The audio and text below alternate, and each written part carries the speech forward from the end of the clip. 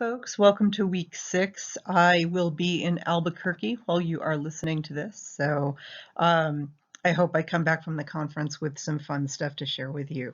So I'm going to break this week's lecture down into 3 different parts.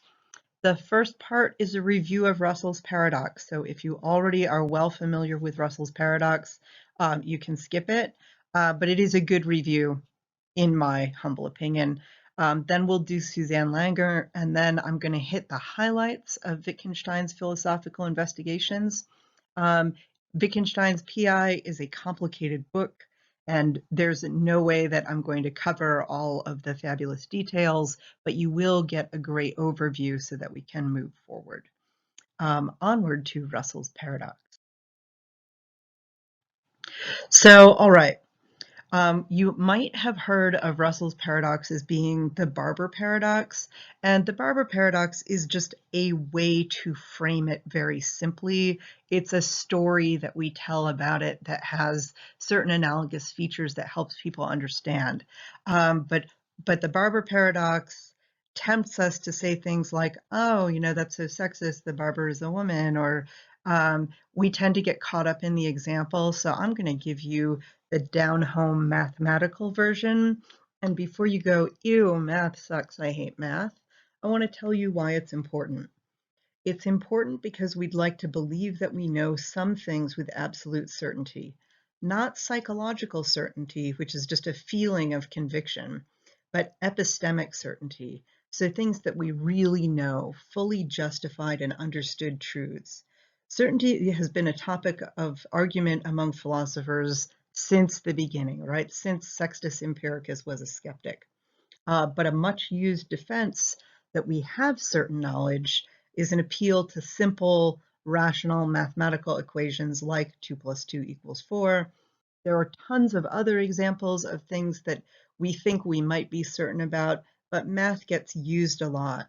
It's deeply epistemically certain that a triangle has 3 sides and 180 degrees, and so on and so forth.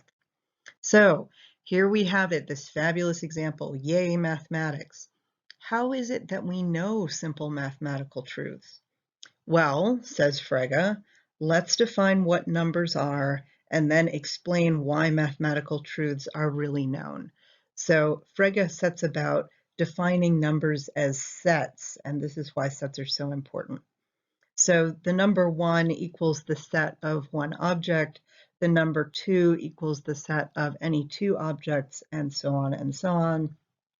I know that this might seem trivial and obvious, but in 1899, it hella wasn't. It was revolutionary. No one had bothered to define numbers before, and it seemed that we were suddenly on the way to developing a profound foundation for the few things that we do know with certainty. So sets are really important. Let's think about sets for a minute. So there are sets, like sets of things. So there's the set of all things that are books, a set of all things that are toasters, a set of all things that are cats, so on and so forth. And then there are sets of sets, meta sets, if you like. And if you want to start thinking about meta languages, go ahead. So I may collect a set of seashells and a set of snow globes, and then I have a set of 2 subsets, seashells and snow globes. By the way, I also have a set of books and a set of cats. So the set of all Sarah's things can be broken down into different subsets. So let's just say that I'm a hoarder. So I have the set of all books or all the cats, but let's stick with books for now. Let's say I have the set of all books. For a moment, don't stress out about the definition of book, which I know has gotten really sketchy lately because there are multiple copies of the same book, or there are electronic copies of books, et cetera, et cetera. Pretend for the sake of this example, just for clarity, that all the books are print books and only print books, and that I have them all. So I stole all your books last night. I now have them all. Now imagine that there is a book that is a list of all the books that are in print, right? Every title of every book is listed in this book. Since it itself is a book, it is a book that contains its own name within it. So this book is a set that contains itself.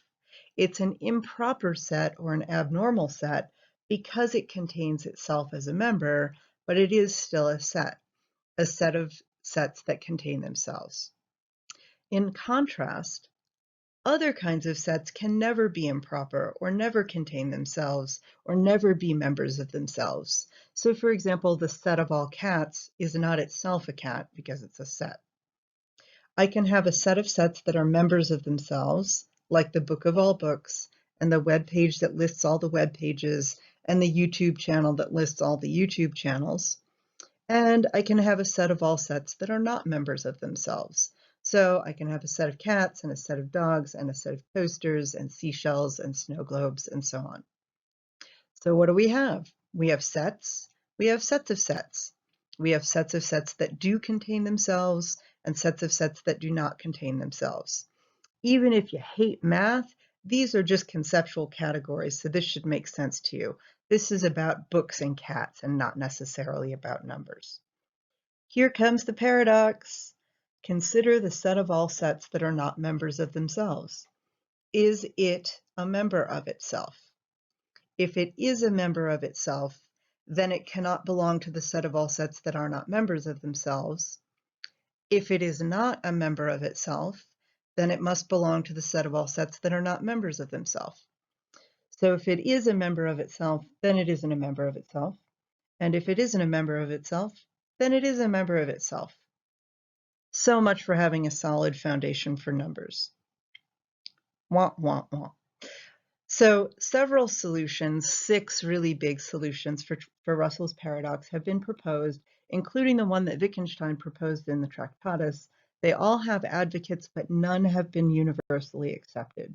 So far, we still don't really have that cool mathematical certainty thing that we all wanted. On to part 2.